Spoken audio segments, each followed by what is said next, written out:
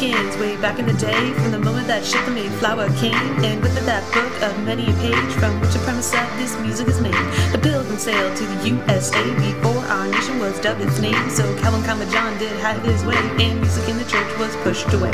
They thought it was a rudimentary way for people before this day and age. Only simple ones would sing and play to the Lord their God through whichever say, but they didn't last because others came who brought their songs of worship and praise with their own style of rhythm and melody. So music in the church lived another day.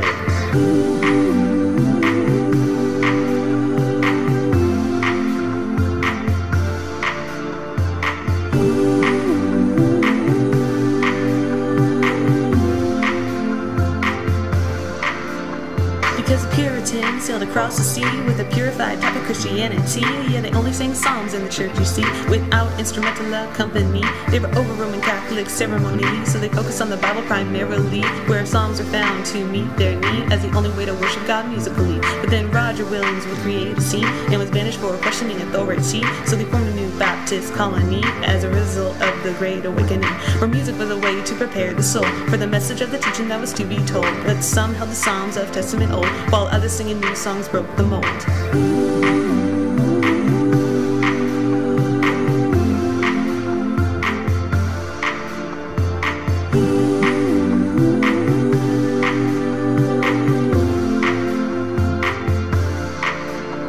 Yeah, the Lutheran Church began singing hymns along with the Methodist brethren, songs with rhymes by modern men like Amazing Grace by Mr. John Newton, and the writers of the circuit held pocketbooks full of rhymes that were ready to take a look. When opportunity knocked to sing a song, all the sinners would hear and sing along. But soon the church would lay some roots, and the need for music they couldn't dispute, so they hired a full-time director man for the choir and a massive pipe organ with approximately 800 pipes of sound, because you know the churchgoers like to get down. So it seems that music is set in stone within the church, where it finally made its own.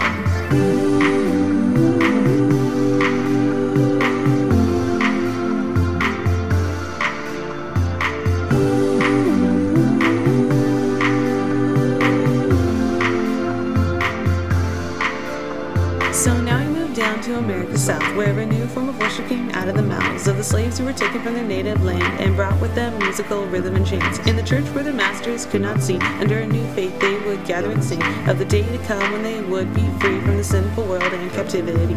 And came the Second Great Awakening, right around the 19th century, with emotional revivalist gatherings that drew so many people there was no seating. Revivalist music was black and white, playing hymns and gospels into the night. The emotional appeal of that Christian sound enticed all of ears to gather round.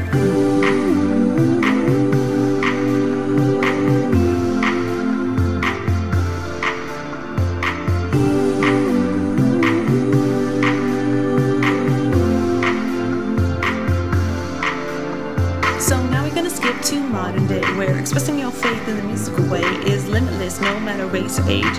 Take your pick, it's a music buffet, cause you still got the music playing up in church. Just listen on a Sunday, hear it surge. Listen in your car on the radio, or download it to your new improved iPhone. From masses, spirituals, carols, and hymns, to any kind of song used for worshiping.